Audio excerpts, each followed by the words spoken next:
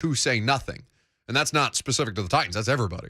I mean, what's the exception to the rule? Jerry Jones, who holds press conferences almost after, maybe just after every win, but he certainly holds press conferences with greater regularity than any NFL owner, and he does local radio interviews on a weekly basis and talks about how great Cooper Rush has looked in a 3-0 start after replacing Dak Prescott with a thumb injury and like causing headlines that are needless, but they're good for business, so why not, Jerry?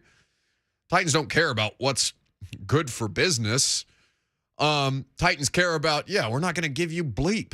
Well, that instance was he's asked about why time management has been an issue more this season than before, and he said, well, I don't think that's true. I think that's your opinion. Well, it's not true. That's a bad question by Paul. It's just an objectively bad question. Because it's just the one instance at the end of the Giants game, right, where they're trying to get it on the right hash for Randy, and then at the end of the Colts game. And who is that, Tannehill, or is that the fact that Vrabel called a timeout and they had to put it in position to then spike the ball on that hash for Randy to set up?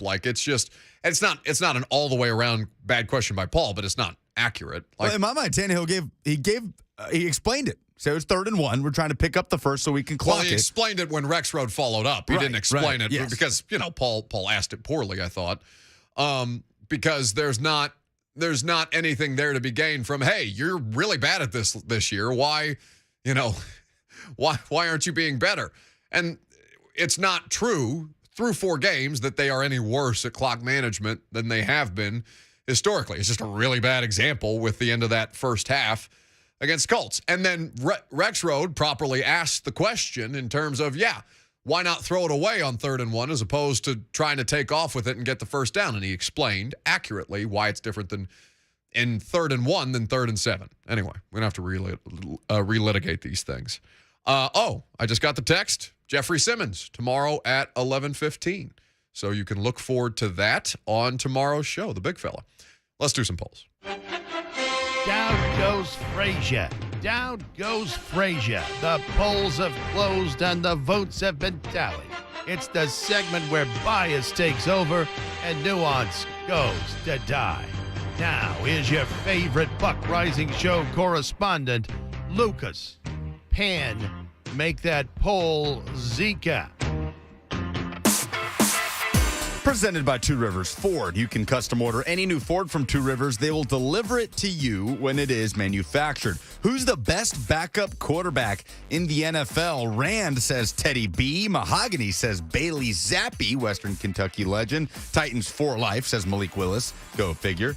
And Josh says Cooper Rush. Jay says Jimmy G, and it's not close. It's not close. It's Jimmy Garoppolo, and he's probably better than Trey Lance. So the whole backup thing is... Well, in fairness, he is a starting quarterback is a backup quarterback. No, he got benched for Trey Lance, and they restructured his contract. So Jimmy's making even more money now with the way that they restructured his incentive-laden contract. Right. I'm saying he is an established starting quarterback in the NFL that just so happened to be a backup quarterback. Bench warmer.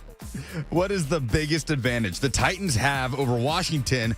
Cousin P. Paxton says Jeffrey Simmons, who's on the show tomorrow. Their offensive line is not very good. They have struggled to protect Carson Wentz. I would say that if Bud Dupree is available, that would be a good thing. If not, I think that Autry and Simmons can eat, but we'll certainly talk to Jeff about that tomorrow. Well, best answer goes to Daniel, who says ownership. Well, yeah, there's that. What is the number one reason college football coaches are getting fired this early in the season? Wisconsin, Georgia Tech, Colorado, Nebraska have all made changes. Daniel says idiot boosters. That's probably accurate, but we'll dive more into that tomorrow. We did not have time to get to that today. Those are the polls. That's the show. Jeffrey Simmons tomorrow. We'll have a good time with Big Jeff. Make sure you're listening at 11:15. Well, I would invite you to listen the whole time if you like, but specifically at 11:15 because Jeff will be here.